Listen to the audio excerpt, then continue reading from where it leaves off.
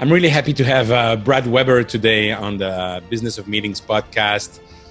Brad is not only an amazing human being, a great friend, but also a fabulous professional. He's been working in association, corporation, everywhere in the meetings and event industry. And he started his own business almost 2 years ago.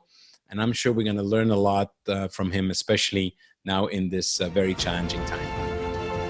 Hello, this is Eric Rosenberg on the Business of Meetings podcast. And today I have a truly an amazing, incredible guest. Brad Weber has been in association. He's been in corporation. He is an entrepreneur. He's been everywhere in the meetings and event industry. He left the comfort of corporate association America over a year ago, started his own business, Weaber Consulting, and he has so many stories to share, an amazing experience.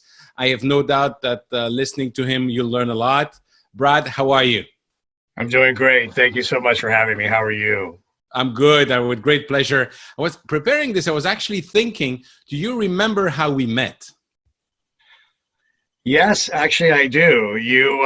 We were making very fun comments when I was over in the Philippines, working over there on behalf of the city of New Orleans, the New Orleans Convention Bureau.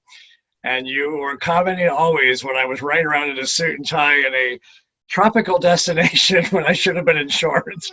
And I remember asking my colleague, who is this Eric Rosenberg guy? And she's like, oh my gosh, he's amazing. So that's where I started on the social media side. And then obviously our relationship grew from there. And it was a pleasure working with you on some advisory board work as well. Yes, thank you so much. And our common friend is Kelly Schultz. Kelly Schultz. Who's doing an amazing job with St. Jude. Yes. St. Jude Hospital and helping children and raising a lot of funds for that. And I do remember that you were there and you were always with this bow tie. I said, what's going on with the bow tie now today? I didn't get the dress code memo on that trip. Right. So one of the point that I think you're absolutely amazing is telling stories. And everybody today is saying that it is a very important skill to be able to tell stories. But where did it start? How is it coming from that you're so great at sharing stories and conveying as well emotion, sadness, happiness, and if I'm not mistaken, you even had like an amazing standing ovation with one of the speech you gave recently. You know, it's very interesting. So storytelling for me came from a very, very early age for me. My grandfather, my maternal side, George Potter, was, God rest his soul, was an amazing minister. And I remember as a very young child sitting and sometimes going to the church he was a minister of and watching him and listening how he could convey thoughts and emotion and make aspects of the sermons feel like it was touching every single person. Mm-hmm. And, even though he was my grandfather, I felt like I was the only person in the room based on how he would tell these stories and make them come alive. So I think there's part of it I would like to say came from this amazing man that maybe somehow just genetically made it to me. Yeah.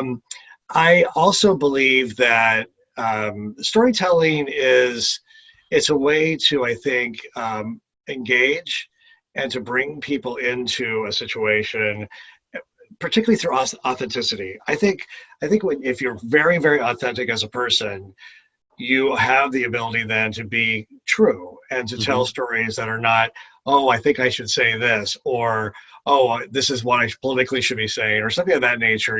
I think when you're just fully authentic, that's where the storytelling really comes into place. Mm-hmm. And you commented about an organization where I gave a speech and got a standing ovation, and the title actually was The Journey to Authenticity.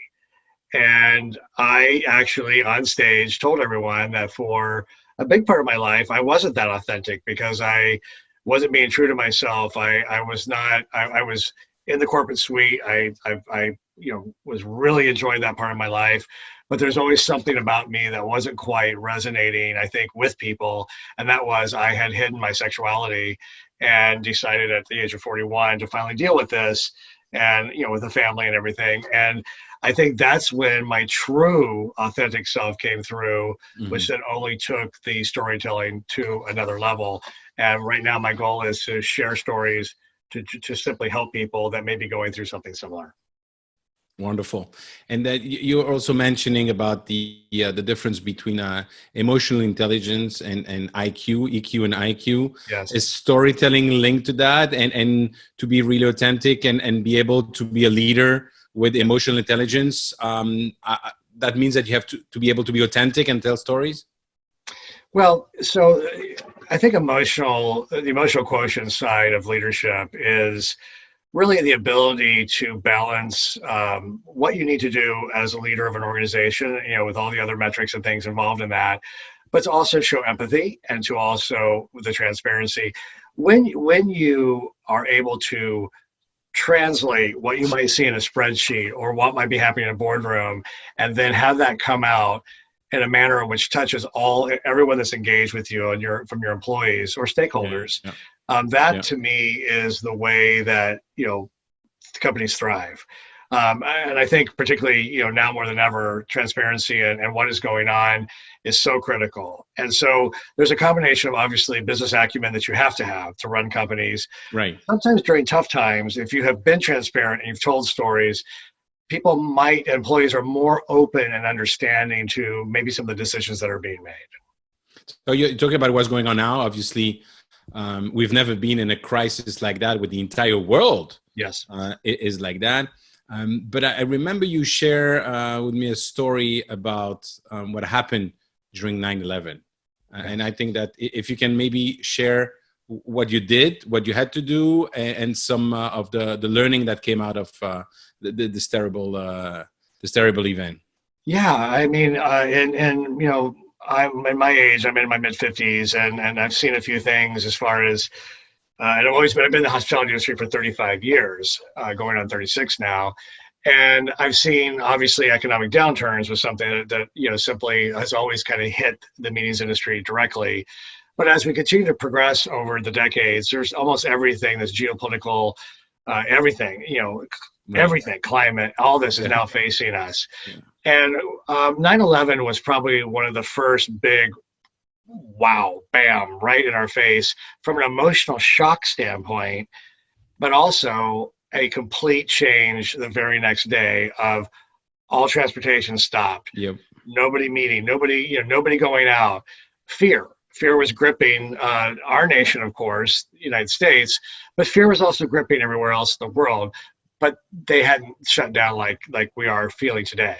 So during 9/11, there was and obviously a complete stoppage of everything. And, it was the first time where, one, we had to deal with our own emotion and seeing these people perish, but also then to be, as a leader, to be a comforter.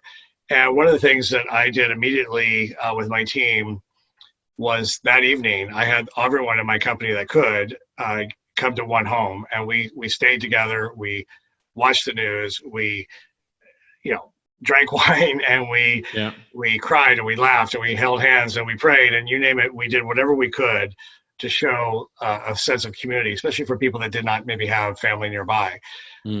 Following that, then we sat down and we really looked at ourselves and said, all right, there's a paradigm happening. There's a paradigm shift that's going to happen. And how are we going to stay relevant? And by engaging every single person, we came up with ideas of how to be the best partner, how to be empathetic. This was not a time to be selling. This is a time to, manage what was happening, manage what was going to happen in the next few months, and to really be that leader. And I think leadership truly prevails during times like 9/11, terrible recessions, and certainly what's going on now with globally what's happening. Yeah, and I think it says something extremely important, which is it's not the time for selling. No. That's for sure. And I'm sure you've seen this meme on the social media, and you've received probably emails like that. I mean, there are people that I haven't heard for years. Suddenly they're reaching out because they want to help me. Really? So what is, from your learning in the past crisis, what would you say to people that are actually still lucky to be employed, or people that have their own company, what would you say are the three things that they need to be doing right now and in the coming weeks and coming months? Well, and again, and I think the challenges we're facing right now, and one thing it does actually, it's the fact that we can't really have what I would call pure human contact right now. So you used to be, during other times, you would sit down across the table and, discuss, and you're looking at each other and you're feeling emotion and body contact, a handshake, a hug. So I think there's also that void happening right now, which is causing people to make a bit more angst. Mm-hmm. So there's that. There's the emotional side of it. I think the key thing right now is to, if you're fortunate enough to still be employed, as you mentioned, and even if you're not, and you have had something happen, now is the time to really step back and ask yourself, what are things you would want to do? What have you always been wanting to do? What strategically things you can do?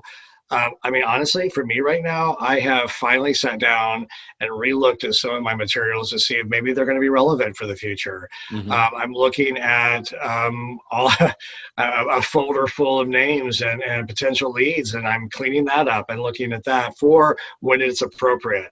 As far as reaching out, it is so important right now. I think people are very much hungry for human contact, and I think that's why we're seeing a lot of virtual happy hours happening throughout, particularly our industry, and I'm sure every industry is facing this, which is a cry for people to think we want to have some kind of connection. So I think right now the key thing is showing some empathy. How are you doing? How's your family? Those types of things. And you are right. There is now an opportunity where I think people are coming out of the woodwork that maybe you haven't heard or seen from in a long time. And I don't necessarily find that to be a bad thing. I find it a little refreshing, only if the manner in which it's being done is appropriate. And I think that's the key thing. And, and I think also too, I think organizations right now that can do anything to help.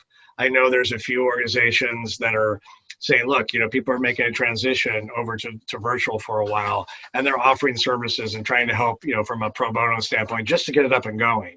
So I think anytime you can do something like that during this time is also something very beneficial and helpful. So showing empathy, reaching out to people, reassessing what you're doing. Yes. Looking at all your material and trying to picture what the future is going to be. Yeah. I honestly have to say that through this particular situation, there will be certain aspects that, I'm sure soon, in several months and certainly next year, we'll look back and say, wow, that was crazy. But I think some things will just roll right back the way it used to be. But I do think there are some things that are going to be forever changed. And that's not necessarily a bad thing. And as I've said to you before in other discussions, well, I think you're going to see, used to be there was sometimes discussions around, virtual meetings where they, back when they first started, they're going to take over meetings and everything. No, they're not. Nobody wants that. I think you're going to find some hybrid aspect now. I think there's going to be certain things that may stay like this or other like webinars and things of that nature.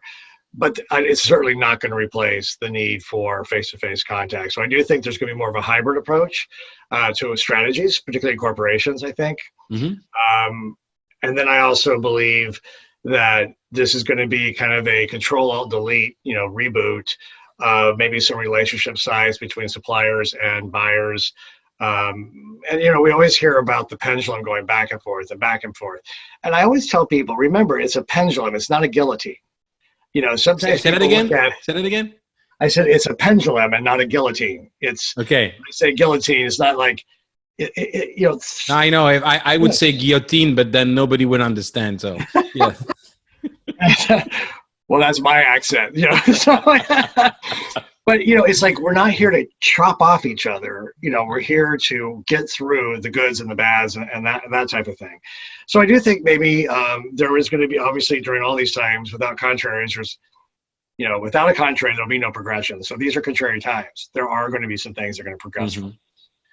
I keep telling people, for a minute, let's take a look at the skies and the waters and the clearing of some of the stuff going on with the planet. The planet's lungs are getting a chance to breathe a little bit, and maybe there's some other things we can do in that regard down the road, and maybe sustainability efforts will become more increased. Who knows right now? But it's there is, I think, fraught with opportunity. Yeah, I was stunned to see the dolphins in Venice. Yes. That's just amazing. Yeah, and I guess a case in point. I'd like to go back, especially, what I'm trying to do with this podcast is helping people that have their own business in the meetings and event industry.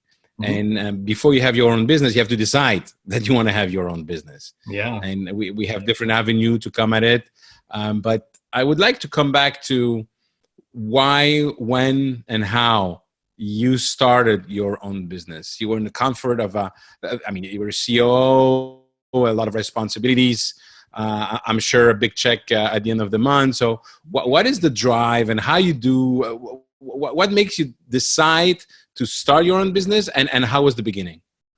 So it's an interesting question, and one that's evolved, and one that I have had to really keep my head screwed on right now about. I've always had such incredible respect for anyone that had the fortitude and the foresight to go out and strike out and be a pioneer and start something. And if you think about it, everything, even though I spent 30 some years in corporations, that was an idea of an entrepreneur every time. I mean, each one of those companies were an individual person with a concept, with somebody else joining on, that then ballooned into a model. So everything really does start, I think, with an entrepreneurial spirit.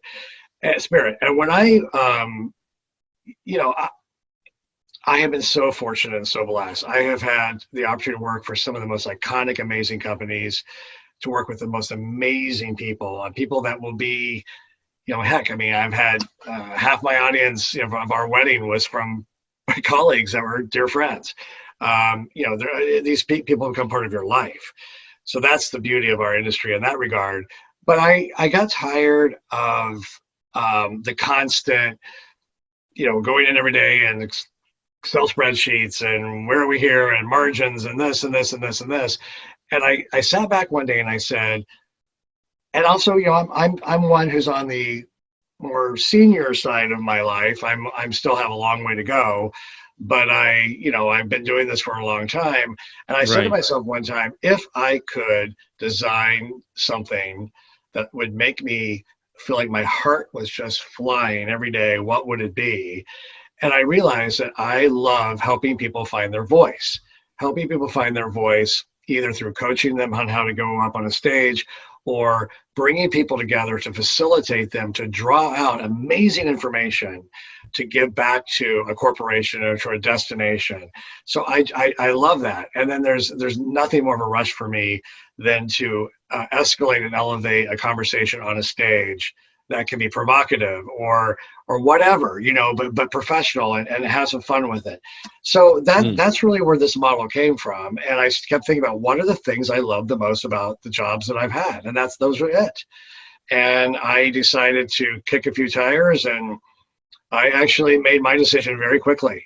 I finally just one day said, I'm going to do this. And within 30 days, I had a LLC formed, a website, business cards, a client, and from there I went. And I'm even during this time, I'm still not looking back. I have to keep telling myself, even during this crazy time, remember, Brad, why you did this. Yes. And keep elevating that. So they would have been shocked at the last company you were working in when you came into the office and said, I'm leaving.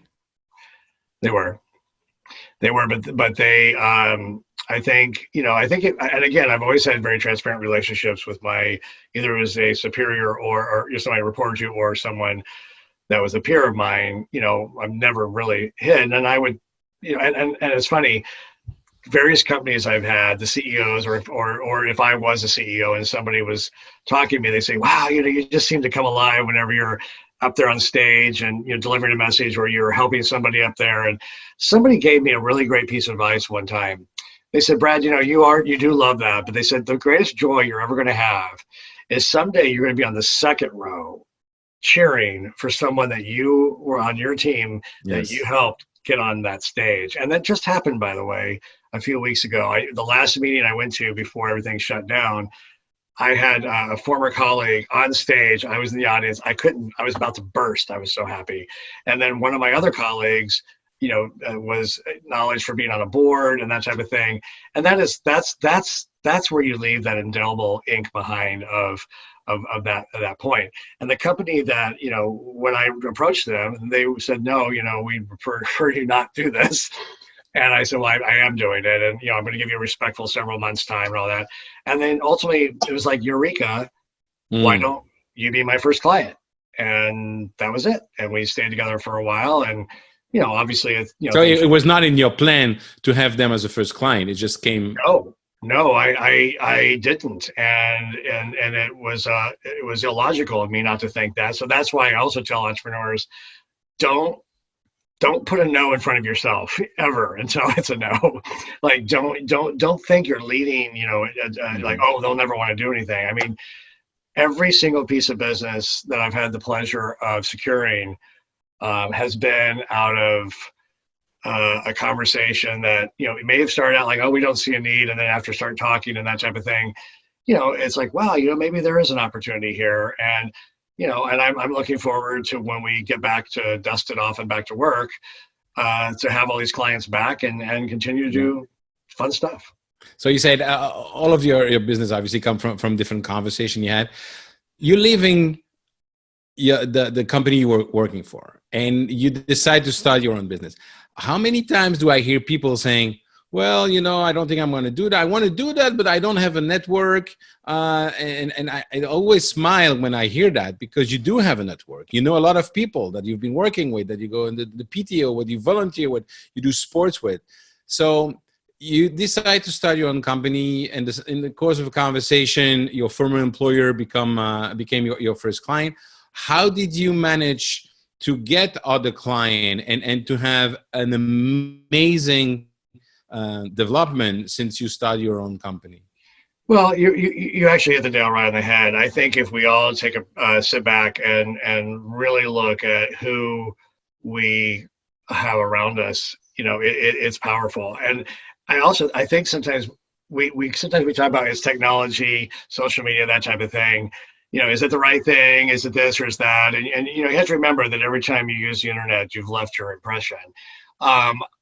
Honestly, I started looking at every exchange I had throughout my business life, writing down at something. I know I'm a little bit, I'm in my 50s, but I like to write. I started writing down names, and there's something so exciting when you write those down. Or if you want to type it, that's fine too. But it's just like you get so excited. You're like, well, wait a minute, that person knows that person. And that's kind of the joy of like LinkedIn and things like that.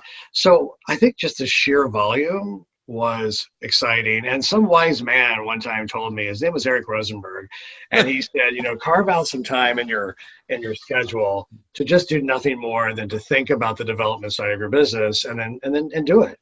And that was a critical piece of advice you gave me, my friend. And it was something that it's still in my calendar. In fact, it's in my calendar every Friday from 10 to 12. And it said, business development time per Eric is actually the title in the calendar. That's very kind. So I think that people need to do that more so now than ever. And look, if somebody tells you, hey, no, or, and no is sometimes the answer, always leave them with, well, let me ask you a question. Hearing this now, and thanks so much for the respect of being able to talk to you. Who do you think is somebody else that would be maybe interested? Yep. Every single time I have been given anywhere from 1 to 5 or more names. And then I say, then is it okay if I use your name to introduce myself? Absolutely. Bing, bing, bing. That's phenomenal. Congratulations. Now, you have all that experience for over a year and a half, close to it now. Yeah, almost 2 years. Sorry? Just about 2 years. About 2 years. Yeah. You have now as all of us, we're confronted with a situation. When something like that happened, if I come to you tomorrow and say, Brad, we want to hire you as the CEO of our organization, what do you say? It's interesting that you bring that up, and I think this is going to be a very trying thing for many people right now. That's going to be okay. Yeah, I need to go back. Maybe what's something that you deem is really safe, and I would just caution that ask you what the definition of safe is. And this has already happened to me twice. Maybe about a few months ago, and even this morning, somebody kicked a tire and said, maybe, and I said, I said that my passion is what I'm doing right now, and I believe that we're going to get through this. It's going to look a little different. So I'm just pivoting a little bit, but there's still going to be a need for this type of work that makes me so happy. And I just, at this time, I can't be, if I'm going to be authentic and talk about authenticity in my speeches sometimes, I'm not being authentic to you if I just take this position for the sake of security and a paycheck. Now, I say that because I have been planning for this for a very, very long time, and knowing at some point I would want to, have some kind of a firm like this. Everyone has their own reasons and own decisions they have to make, but from an emotional standpoint, that's what leads me. Yeah, and I love listening to you and hearing that and giving me goosebumps. It's when I'm thinking of the pyramid, the Maslow pyramid of needs, what you just said really speaks to the top of the sense of purpose. Why are you doing things? By the way, we just learned in the last weeks that the bottom of the pyramid was not hygiene and security anymore, but it was toilet paper. But that's another story. Yes. But I should have bought more Procter & Gamble stock a long time ago. Right. And let me interrupt this for a small commercial. Right. But that's what I think is essential for anybody who's thinking today about starting their own business and that are faced with a situation that a lot of my friends, I'm hearing stories that they have to lay off or put in furlough for 3 months, about 90% of their staff. It's always coming back. You know what? There's things you cannot change. You cannot change this COVID-19 and the environment. And quite frankly, flattening the curve and staying home, not everybody's doing it, I'm sure would help.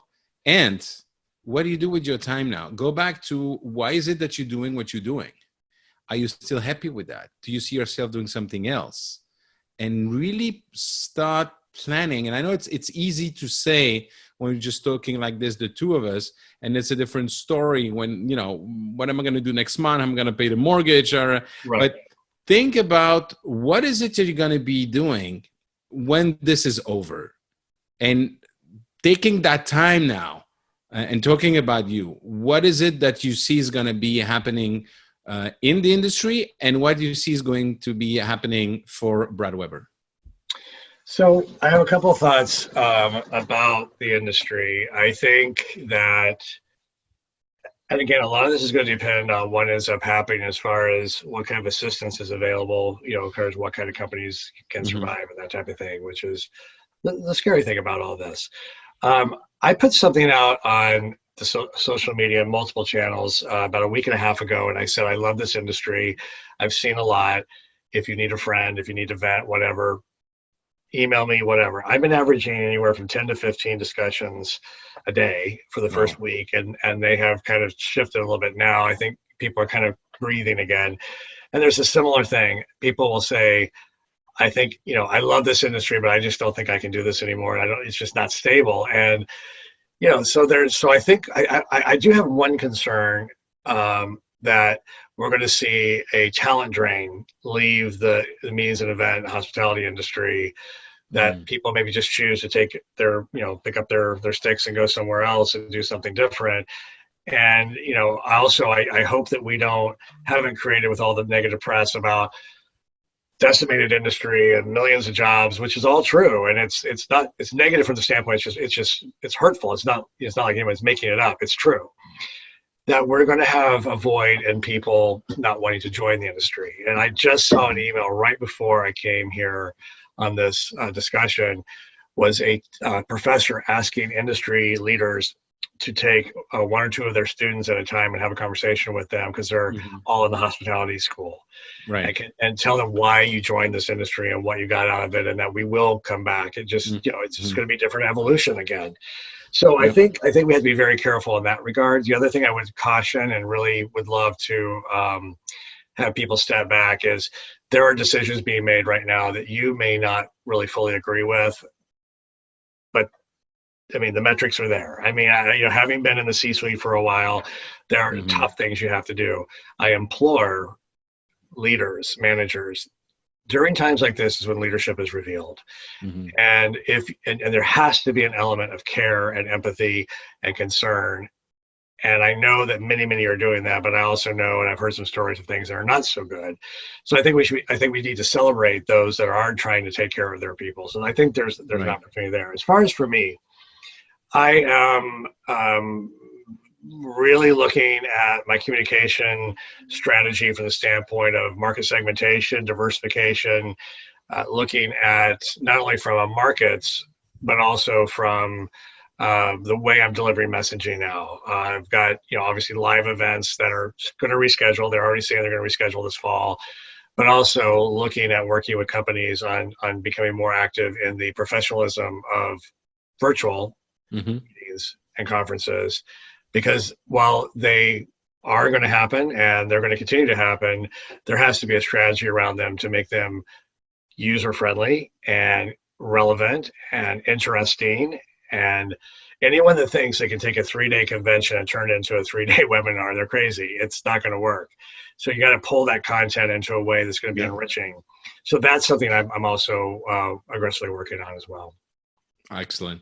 So, I'm looking at the whole situation, and one thing I'd like to have your opinion on that. I believe that a lot of people now are in doubt, and a lot of independent business owners might be thinking that I should have done this, I should have done that, I'm a bad leader. And my point is BS. This thing, it's so unique, so huge. Nobody could have predicted that. It's like when the volcano erupted in Iceland and the entire airspace in Europe was closed. If you would have been in a risk management workshop a year before and somebody asks you, be creative, you tell that and say, come on, I ask you to be creative, but be realistic. So same thing here. If somebody would have said, one day the entire world would actually be closing everything and staying at home, you would say that's not possible. And my point is, all those independent business owners that are questioning their capacities, they're hurting themselves for nothing. It doesn't mean they're bad managers. What do you think about that? No, I agree. But I completely 100% agree with you. And I think one of the things that I love the phrase, what keeps you up at night? And, it's kind of an overused phrase. But one of the things that used to keep me up at night was the responsibility that I had as running a company or companies to all the employees and their families. And that, is something that, in this particular crisis, I still worry about everyone, but I have a different feeling of concern because I don't directly impact, because I'm no longer running a major company. Right now it's myself, my husband, making sure my family's good. Right. So I think that's where part of that comes from, is the sense of duty and responsibility. And you are going to ask yourself, I should have, would have, could have. And I think that's a dangerous, slippery slope to go down. I think of what I hope happens, and I know hope is not always a strategy, but is I hope that people will look at this and think, okay, how quickly did we go off the rails, and what can we do in the future maybe to protect ourselves from that? And I love to call it, some people call it doing an autopsy, and I don't really like that term. I like calling the victory loop, where you go around and you bring all your stakeholders in, you keep talking about the good things or what's the good stuff that's happened, how you're getting through this, but then also look at the constructive side of how can we avoid this from ever happening again? Mm. And, maybe looking at their business modeling, you know, maybe they're not running as efficient as they could be. I think sometimes companies will throw many, many bodies at an issue, and maybe that's, Yeah. something that needs to be reevaluated. Mm. I think it's good true leaders right now are going to sit back and dive in and try to figure out a circuit breaker so that this doesn't happen again to Yeah. them. Yeah, that's a good point. When you say what keep you up at night, I always remember a quote, which an answer is attributed to the late Jack Welch when he was at the helm of GE, an amazing leader. When a journalist apparently asked him one day, "Mr. Welch, with all your responsibilities, how do you sleep at night?" And he said, "Like a baby. I wake up every 3 hours and start crying." There you go. That's true. So I totally concur with you that it's tough times. We're all in this together. Most important thing is to have your own health, Yes. your own physical health, your own mental health, making sure you're checking on friends. And I love this idea that actually was broadcasted to me by Jason Gaignard from MMT, an amazing person who has created an amazing community. He said, check out on 3 people every day, which is what I'm doing. And I love that aspect. And he came up also with this idea of in 1 year we meeting with a bottle of champagne. What are we celebrating? So in 1 year, Brad, I hope we'll see each other before, but in 1 year we meeting with a bottle of champagne. What are we celebrating? Well, this question is evolving by the day now. What we're celebrating is a healthy world, that this is over and that we will have mechanisms in place as a world, as a planet, to hopefully deal with this more consistently and directly if this ever happens again as a planet. Celebrating our health, because that's very critical, as you just stated. Yeah. But celebrating the reboot of this, what did we learn, and what aspects did became successful. And what I hope I'm celebrating, aside from everything I just mentioned on the personal side, is that first of all, I will never take for granted, as you already mentioned, toilet paper or my hair salon again, because I don't know when I'm going to get a haircut. And so there's that. And then, but more importantly, as far as from a business perspective, I want to be celebrating with a bottle of champagne that our industry has roared back, that's roared back respectfully and efficiently, and that humans have a desire and a need to come together and to travel, that's Yes. robust. Yes. And then I hope that my voice during this time of using humor and trying to get out there will continue to be part of who I am and part of what I bring to a table. And that I've diversified in and out of the industry, both to just get more involved and to helping people find their voice. And I'd like to see, a couple more zeros behind some numbers, in the future. Yep. So that's what I'll be celebrating. That's awesome. And I'll drink to that. So if people want to get in touch with you, how can they reach you? So they can reach me through my website at bradweberconsulting.com. And then my email is brad@bwea, B as in boy, ER, consulting.com. And that's... So bradweberconsulting.com. And the email is brad@bweaberconsulting.com. That is correct. Awesome. Brad, thank you so much. It's been a wonderful to talk with you. Thanks for sharing your insight, and looking forward to seeing you soon. I agree. Thank you so much. Thanks for inviting me. Be safe. Truly enjoy my discussion with Brad, especially in these very challenging times. As I say at the beginning, hearing somebody that started his own business almost 2 years ago, and somebody who's been through various crises in the past, I think he made a very good point Don't sell now. That's not the moment. Empathy is very important. Reach out to people, asking them how they were doing. And as difficult as it can be, take this as an opportunity to sit down, to look at what's going to happen next. Most importantly, what is it that you like? What is it that you thrive on? And prepare already for what's coming after this crisis.